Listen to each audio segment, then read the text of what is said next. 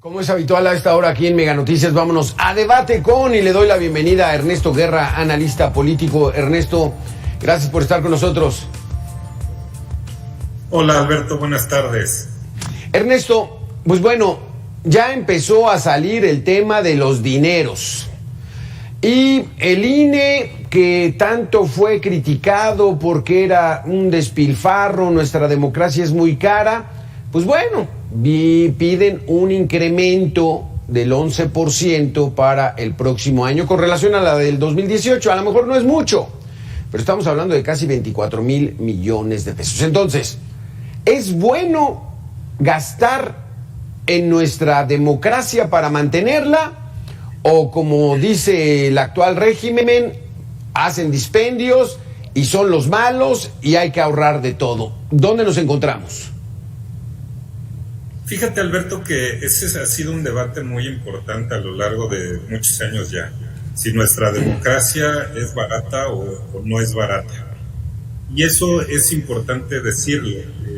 La garantía de las elecciones que ha hecho muy bien el IFE, ahora el INE, han resultado muy favorables para la democracia. Sin embargo, sí es caro, sí representa un gasto oneroso de mucho calado. Entonces, es lo que hay que revisar, porque lo que aprobó ayer la Comisión Temporal de Presupuesto fue ni más ni menos que casi 27,000 millones de pesos. Vi que se decían 23,000, 24,000. Son en realidad 27,000 millones de pesos. Eso pasará evidentemente al Consejo General y a su vez lo aprobará y lo mandará a la Cámara de Diputados para contemplarlo en la aprobación del presupuesto para el ejercicio 2024 por parte de la Cámara de Diputados. Pero el debate, Alberto, siempre ha sido ese, si nuestra democracia es caro. Ahora, ¿dónde representa justamente una oportunidad esto? Que las elecciones sean lo que han tenido hasta ahora, es decir, representan una certeza. Ya no se habla como antes se hablaba de todas estas posibilidades de fraude. Hoy no, hoy lo tenemos muy claro y el INE ha funcionado, pero sigue siendo un debate que a nuestro gusto debería ser más bajo el tema de hacer propiamente las elecciones en nuestro país. Y eso significa ventanas de oportunidad, Alberto, para justamente tener, pero vea, digamos algunas cosas importantes. ¿Por qué sale tan cara? Primero, se instalarán más de 160,000 casillas. Para eso se debe atender un padrón de casi 98 millones, que es el que tenemos ahora. Se van a buscar más de 12 millones, casi 13 millones de ciudadanas y ciudadanas para la instalación de las mesas de casillas. Esto implica un trabajo fenomenal por parte. Además, como bien decía tu nota, son las elecciones más grandes de la historia, son más de 20,000 cargos, entre ellos la renovación del Congreso General. Tendremos 9 elecciones a gobernadores o gobernadoras en disputa. Son 32 entidades de nuestra república que tendrán elecciones para la renovación. Es decir, hay una parte federal, pero también hay concurrencia con una parte local importante, y eso implica un mundo de dinero, y eso es lo que está haciendo el INE. Eso es lo que realmente cuesta, porque si tú me dices los funcionarios no cobran. Digamos, es la distribución de las boletas, las mamparas, las casillas, el material del que estén hechos. Yo no sé si reciclan algunas otras. Pero, ¿y el dinero de los partidos? ¿El dinero de las campañas? ¿Ese dónde está? No, esa es otra bolsa aparte, estimado Alberto. Esa bolsa son casi 10,000 millones de acuerdo a la Constitución Política. Ese es el financiamiento público del cual tienen derecho constitucional los partidos políticos con registro para actividades ordinarias, para gastos extraordinarios, y en este caso que hay elecciones, bueno, pues para gastos de campaña. Pero esa es otra bolsa. Si tú, es malo sumar y juntar peras con manzanas, pero en realidad estaríamos hablando de casi 37,000 millones de pesos de todo, si tomamos en cuenta, ojo, el tema del financiamiento público que por derecho constitucional tienen los partidos políticos. Pero es otra bolsa, y esa bolsa va aparte, pero bueno, sí va en este anteproyecto que se manda a la Cámara de Diputados, y seguramente ahí no tendrán problema, porque ahí es una fórmula matemática que está señalada también en la propia Constitución, de cómo es la distribución del financiamiento público de los partidos. Y está muy claro cuáles son, con esta bolsa, lo que los partidos tienen derecho y a dónde los tendrán que gastar para que el INE pueda revisar y fiscalizar estos gastos. Ah, entonces es otra bolsa, Ernesto. Yo creo que aquí van involucrados. Entonces este es para meramente la organización. Pues ahora sí que, como dice el presidente, pues no podrían ahorrarse reciclar material. Yo sé que las boletas, pues no, esas hay que imprimirlas otra vez, ¿no? Con los logos, con los candidatos. Digamos, pero las mamparas, se instalan en las casas de los ciudadanos, los funcionarios son ciudadanos. Yo no sé si se les da algún tipo de viático, de comida durante el día. En fin, no es mucho dinero, casi los 27,000 millones de pesos. Es que es mucho dinero, 1 millón de pesos es mucho. 27,000 millones, pues es una barbaridad, ¿no?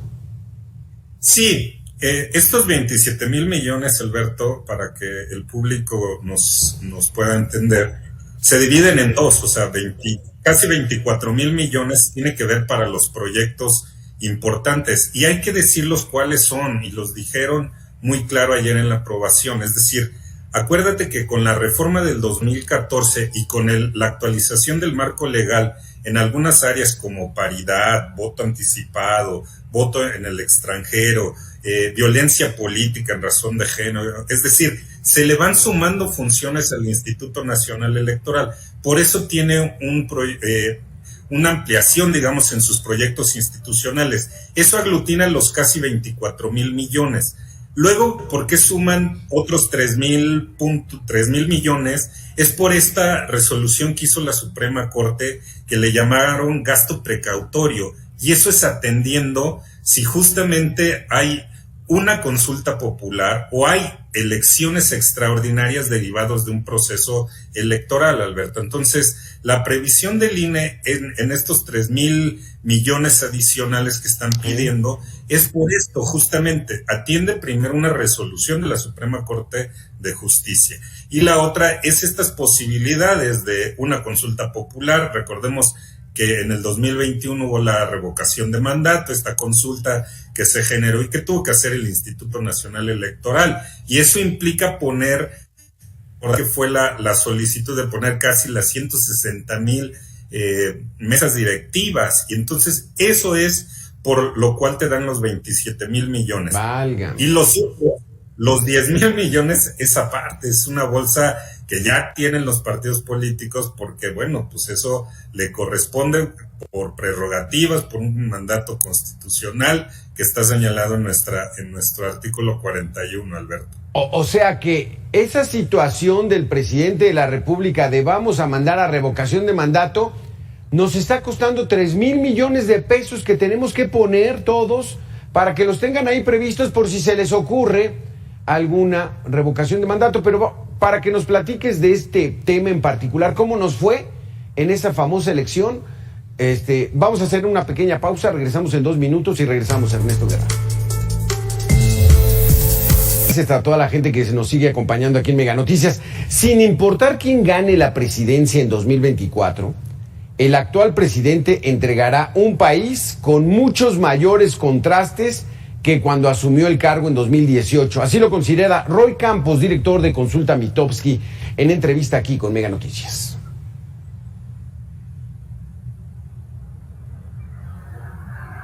País muy complicado en muchos sentidos. Le deja problemas económicos en muchos sentidos, las pensiones, pero también le deja cosas positivas, ¿no? El New Shoring puede ser un lanzamiento, un nuevo milagro mexicano de crecimiento aprovechando eso, pero le deja un problema de inseguridad. Y ahora, ¿qué hace con todos los eventos de inseguridad de todo el país? No hay carretera segura en México. Yo creo que sí le deja una responsabilidad al próximo presidente o presidenta de una sanación de la sociedad mexicana. Está muy dividida, ¿no? O sea, va a ser imposible gobernarla si sigue así de dividida.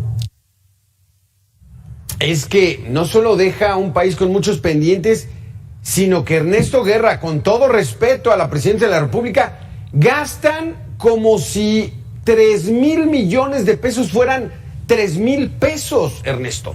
Vamos a darle rápidamente la bienvenida a Quique Mireles para que se sume a esta plática. Pero Ernesto, cuéntanos, esa famosa revocación de mandato, que no es más que un ejercicio establecido por el presidente López Obrador para que la gente a los 3 años evaluara su trabajo, y si estaba haciéndolo mal, él dejaba. O sea, pura simulación, Ernesto. Pero ¿cómo nos fue? ¿Cuánto gastamos? ¿Y de qué sirvió?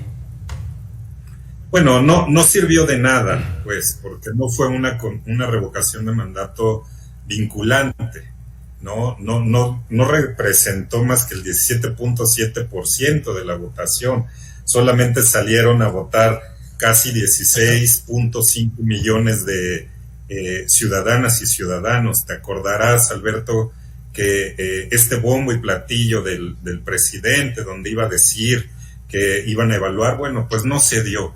Y así ha sido en este gobierno, Alberto, estas ocurrencias, porque recordemos que por eso querían poner a consulta popular, que ese es el otro tema permitido por nuestra ley. Y mira, y lo digo muy rápido, como ejercicio ciudadano, democrático, son ejercicios muy buenos, pero que con este gobierno se han demeritado ese ejercicio que puede ser muy bueno, porque la ocurrencia venía, recordarás tú, que querían poner a consulta si los ministros de la Suprema Corte tenían que ser elegidos por el pueblo.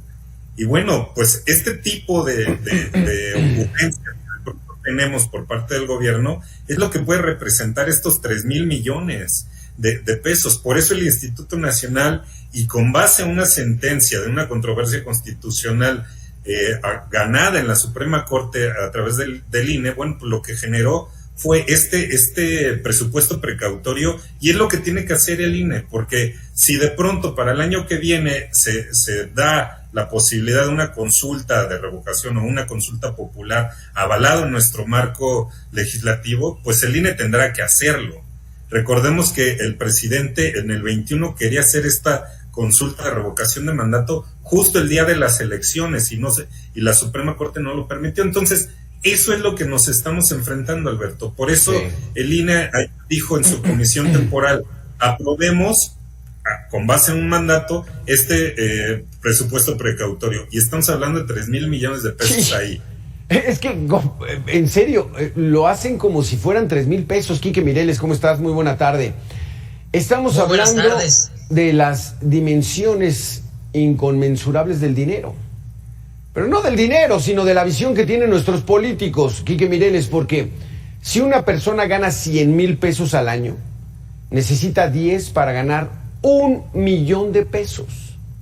Aquí son 3,000 millones de pesos preventivos por si a los políticos se les ocurre hacer una consulta. O sea, ¿dónde estamos, Quique Mireles? ¿O qué opinas tú de esto ostentoso y carísimo que nos sale en nuestra democracia? Bueno, creo que también hay que tener bien claro que evidentemente será un presupuesto histórico, porque también serán unas elecciones históricas. ¿A qué me refiero? Más allá de los resultados y de quienes vayan a participar, lo histórico es por el número de cargos y la magnitud de la elección que se vendrá. Como algunos de tus televidentes sabrán, durante los últimos años se ha intentado que se vengan homologando las fechas de las elecciones para que cada vez sean, durante los mismos comicios, más cargos los que estén en juego para poder eficientar gastos de alguna manera sobre las temporadas de elecciones que había en los diferentes lugares, ¿no? Poco a poco se han ido emparejando a las elecciones presidenciales y a las elecciones intermedias, y pues por eso ahora vemos que la elección presidencial tendrá más de 20,000 cargos que serán electos por el voto popular, y pues esto evidentemente tendría que tener, pues también la lógica diría que el presupuesto tendría que ser mayor. Además, yo creo que sí hay que analizar los retos que hay actualmente y que no son los mismos respecto a la organización de las elecciones pasadas. Tenemos un problema muy fuerte, y hay que decirlo, de violencia, de crimen organizado, que también implica desgraciadamente mayores costos para el poder organizar unas elecciones democráticas, seguras, porque pues hay que costear, por ejemplo, en este rubro, otras cuestiones que a lo mejor antes no se tenían que, ¿no? Como el resguardo precisamente de las urnas, incluso en algunos lugares, temas de seguridad, ¿no? Reforzar la seguridad precisamente de las boletas electorales y muchos otros retos, ¿no? Como los retos también de la búsqueda de eficientar los tiempos para lanzar los conteos rápidos, eficientar el PREP, todo lo que se requiere, porque ahora también la ciudadanía, como va avanzando, también exigimos pues una mayor eficiencia, ¿no? Y una mayor rapidez en cuanto al trámite de las mismas elecciones. Aquí lo que sí coincido es que se está previendo una bolsa especial para cuestiones que puedan venir respecto a temas que tal vez no son trascendentales. Una cosa es la organización de las elecciones como tal, el costo que esto conlleva, y que sabemos que no es barato en nuestro país por todas las cuestiones que se han venido dando, pero que no han permitido que se avance en otros temas como el desarrollo tecnológico, que ayudaría a que hubiera pues una eficiencia en el gasto público, pero eso no va a cambiar en un año, ¿no? Esto tendría que ser una reforma de fondo, y una reforma que desde mi punto de vista tendría que venir en el primer periodo de sesiones de la nueva legislatura, para evitar que se utilice con fines electorales como pretendía hacerlo Morena con su tema de la reforma electoral, luego lo que vino a ser el Plan B, porque claramente esa reforma estaba pensada para beneficiar a ciertas fuerzas políticas ya en la antesala de una elección presidencial. Creo que el tema será ver cuáles los temas o cuáles son las necesidades reales que se tengan que llevar a un tema de consulta ciudadana, si es que se tienen que llevar a consulta ciudadana, porque coincido plenamente en lo que acaban de comentar, de que es una herramienta poderosísima, una herramienta de legitimación increíble, de participación ciudadana, pero que desgraciadamente se manoseó por la politiquería durante este sexenio, y creo que ha quedado manchada el tema de la consulta ciudadana, siendo o pudiendo ser una gran herramienta de participación ciudadana, ¿no? Creo que ha quedado deslegitimada, y pues esperemos que en el próximo sexenio quien sea él o la presidenta de nuestro país pueda hacer uso de esta facultad de manera responsable. Y como dices, Ernesto Guerra, pues la revocación de mandato de hace 2 años no sirvió para nada. Entonces esperemos que los próximos pues ni se les ocurra hacerlo, porque nada más es tirar dinero a la basura. Vamos a hacer una pequeña pausa. Quique Mireles, Ernesto Guerra, regresamos en 2 minutos para cerrar esta mesa de debate.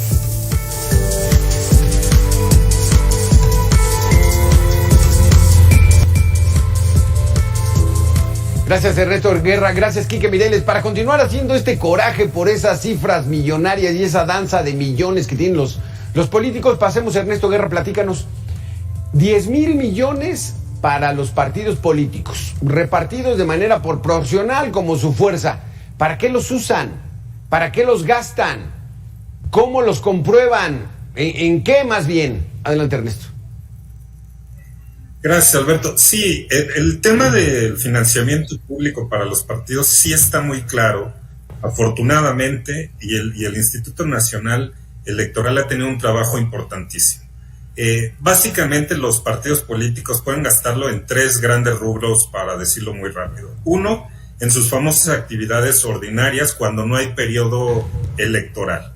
Y eso implica el trabajo que hacen en sus estructuras, el financiamiento que le tienen que dar a las mujeres destinados, sus actividades específicas, su divulgación, sus estatutos y esto que conlleva. Ese es el primer gran rubro. El otro tiene que ver básicamente cuando hay procesos electorales, y ahí implica el mayor gasto porque son los gastos que se le da para la campaña y también para la precampaña, lo que significa este proceso electoral dividido en 3 etapas. Eso es lo que genera el gobierno nacional y ese es el financiamiento que le da. ¿Cómo lo fiscaliza el Instituto Nacional Electoral? Acuérdate, Alberto, que fue uno de los mejores logros que tuvo la reforma constitucional del 2014, es darle muchos dientes al INE para que fiscalizara.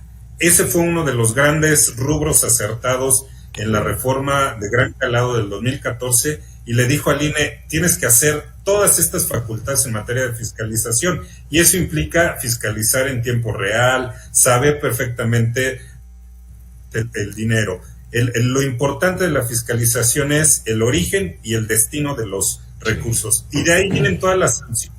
Recordemos que ha habido sanciones importantes como bajar a candidatos, recordarás y el público recordará que le bajaron a 2 candidatos a la gobernatura Morena porque no entregaron en tiempo y forma los reportes de la precampaña. Y esto es importante decirlo. Hoy la fiscalización es buena, es muy buena y tiene dientes y sanciones muy importantes y ya las hemos visto. Seguramente en este proceso de pre-campañas absolutamente ilegal y que inauguró el presidente de la República, eso, Alberto, lo está contabilizando el Instituto Nacional Electoral, afortunadamente. Y por cierto, paréntesis rápido, aunque es otro tema, por eso lo impugnaron los partidos políticos. Te recordarás, y lo hemos platicado aquí en diversos programas contigo, que el INE, justo con el tribunal, pues para hacer este tema de pre-campañas que le llamaron procesos políticos, lo que hizo fue generar unos lineamientos para fiscalizar. Bueno, eso es lo grato de esto. Esto es lo importante, que en materia de fiscalización el INE es fuerte y es poderoso y ha sancionado a los sujetos regulados, que no nada más son los partidos, sino otro tipo de sujetos. Pero de todos modos, yo lo que veo es de que pues se les va a mi Quique Mireles porque estos famosos espectaculares en esta pre-campaña que inauguró el presidente, que se supone que íbamos a reducir los tiempos para que la gente no se hartara de los políticos, para que no se gastara más, para que fueran muy definidos, pues se rompió. Y entonces esto de los espectaculares, Quique, ¿quién los paga? Dicen los precandidatos que ellos no, que son sus simpatizantes. ¿Esto es falso o cómo ves?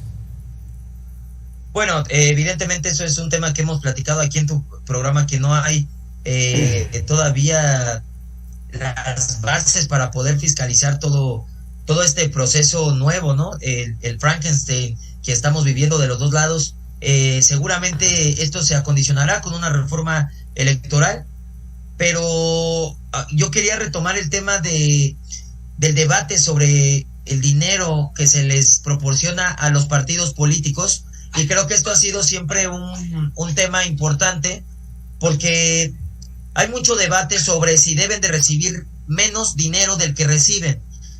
Sin embargo, el acotar los recursos públicos para los partidos políticos, cuando hay un partido que sobresale sobre todos los demás, de la manera como hoy, por ejemplo, lo hace Morena, estaría también pues quebrantando la posible equidad de los partidos políticos. ¿A qué me refiero?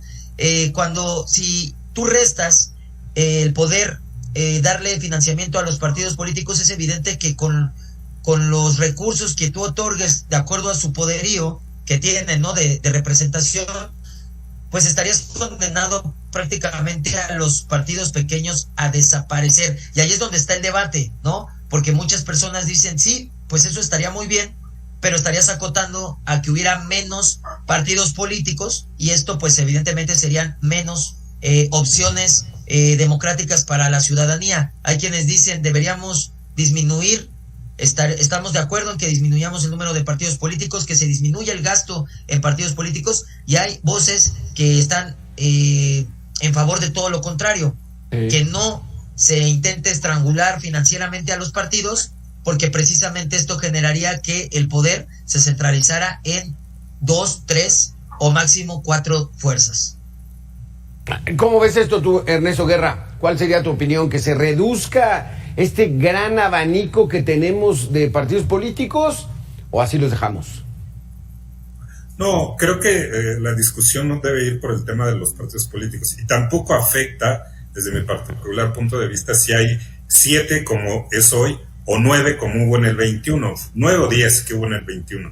Es decir, porque la bolsa sigue siendo la misma de la forma de distribución, porque eso está señalado en una fórmula matemática.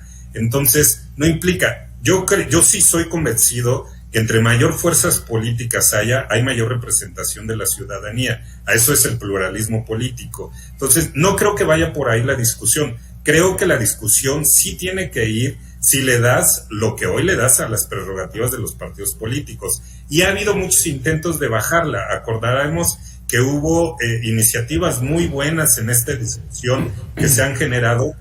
Se decía, bájenle del 100% al 70, 50, incluso hubo una iniciativa que traía el 50% de reducción de los partidos políticos, y eso estaba bien, era una discusión seria, porque habría la posibilidad de otras fuentes alternas de financiamiento que ha habido. No le tengamos miedo al recurso privado, siempre y cuando esté perfectamente fiscalizado.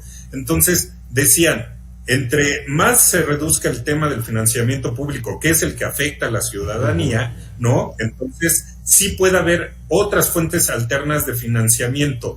Con este tema de la fiscalización, que hoy el INE tiene muy buena y muy aceitada, sí pueden funcionar justo ese tipo de alternativas de fuentes de financiamiento, y entonces haces un sistema como hoy tienes, mixto, pero un sistema mixto en donde le des prioridad otras fuentes de financiamiento y reduzcas la parte importante del financiamiento público, que es el que se ve reflejado por parte de la ciudadanía. Es que, Quique Mireles, pues mucha gente no lo ve quizá, pero es muy incipiente nuestra democracia.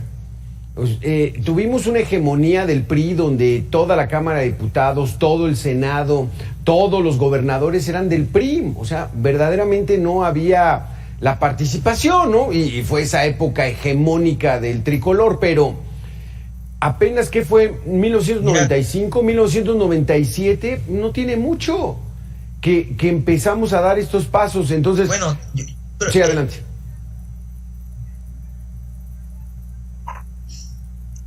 Es algo que siempre ha estado sobre la mesa. Creo que ha habido buenas propuestas, como lo menciona Ernesto, de poder disminuir las prerrogativas a los partidos. Sin embargo, creo que las condiciones políticas nunca han estado adecuadas. ¿Cuál sería, desde mi punto de vista, un buen panorama para llevarlo a cabo? Cuando precisamente el Congreso esté nivelado de una manera en que pues una reforma no perjudique o beneficie de más a alguien, porque solo así es como los partidos le van a querer entrar, ¿no? Si ven que una reforma del tema de las prerrogativas va a beneficiar o va a ser en perjuicio de otro, evidentemente, pues todos se van a defender y van a buscar sus intereses como partido político. Creo que el panorama hacia 2024 puede ser de tal modo que puede quedar una balanza, en el sentido de que tal vez se pudieran dar las condiciones para que se pueda impulsar una reforma electoral que disminuya las prerrogativas a los partidos de índole público, fortalezca los temas de fiscalización y abra la puerta a la posibilidad, en determinados casos muy específicos y muy fiscalizados, de el financiamiento privado. Sabemos que hay financiamiento privado, pero hoy está oscuro, está haciendo debajo del agua. Entonces yo creo que el poder ya legislarlo y poderlo delimitar debería ser algo, un avance muy muy importante. Sin embargo, pues también hay otros retos, insisto, no dejo de mencionar el tema del crimen organizado, y si hoy el crimen organizado se logra filtrar en los temas de elecciones, se logra filtrar en el tema de campañas políticas, pues también el abrir de más y cerrar la llave del recurso público a los partidos políticos y abrir un poquito más el tema privado, pues también podría ser una opción para que el crimen organizado se infiltre. Y esto no quiere decir que los partidos lo permitan. O sea, evidentemente el crimen organizado, como ustedes saben, se puede infiltrar de una manera en que los partidos no se den cuenta hasta que esto ya esté ya esté sucediendo, ¿no? Sí, Ni siquiera lo tienen que incitar los partidos políticos, hemos visto. Y esto es un riesgo, por eso es un tema bien delicado, hay mucho debate. Sí. Evidentemente hay que cuidar el punto de, sí menos dinero a los partidos, sí menos dinero público, pero no buscar la desaparición de partidos, como dice Ernesto, sí, sino brindarles la oportunidad de que haya más posibilidades, porque esto es ley de oferta y demanda. Entre más competidores haya, más se van a tener que esforzar por ser la opción de calidad, o ahí sí van a desaparecer. Entonces, entre más opciones tenga la ciudadanía, mejores candidatos se van a proponer, mejores propuestas tendrán que idear, y hoy lo estamos viendo. Creo que si algo positivo del ambiente que tenemos hoy es que se están preocupando por generar una plataforma electoral de mayor calidad, porque saben que ahora no les va a dar el salir y poner sus simpatías nada más, ¿no? Los dos lados están diciendo, hay que ver algo más, porque ya los ciudadanos ya no se van a conformar con lo que antes sí les daba para una victoria. Y esto se da por un sistema en el que hay muchas opciones. El hecho es de que, pues bueno, nuestra incipiente democracia va dando pasitos, pero firmes. Creo que vamos en el camino correcto, y este tipo de discusiones, bueno, nos abren la visión a muchos ciudadanos de que hay que invertirle, hay que fiscalizar bien, hay que tomar las decisiones exactas, porque yo no sé qué tanto se puede infiltrar el crimen organizado, o ya se infiltró Quique Mireles, pero en fin. Ernesto Guerra, analista político, igual consultor político Quique Mireles, gracias a los dos por haber estado a debate con Mega Noticias. Nosotros regresamos después de 2 minutos.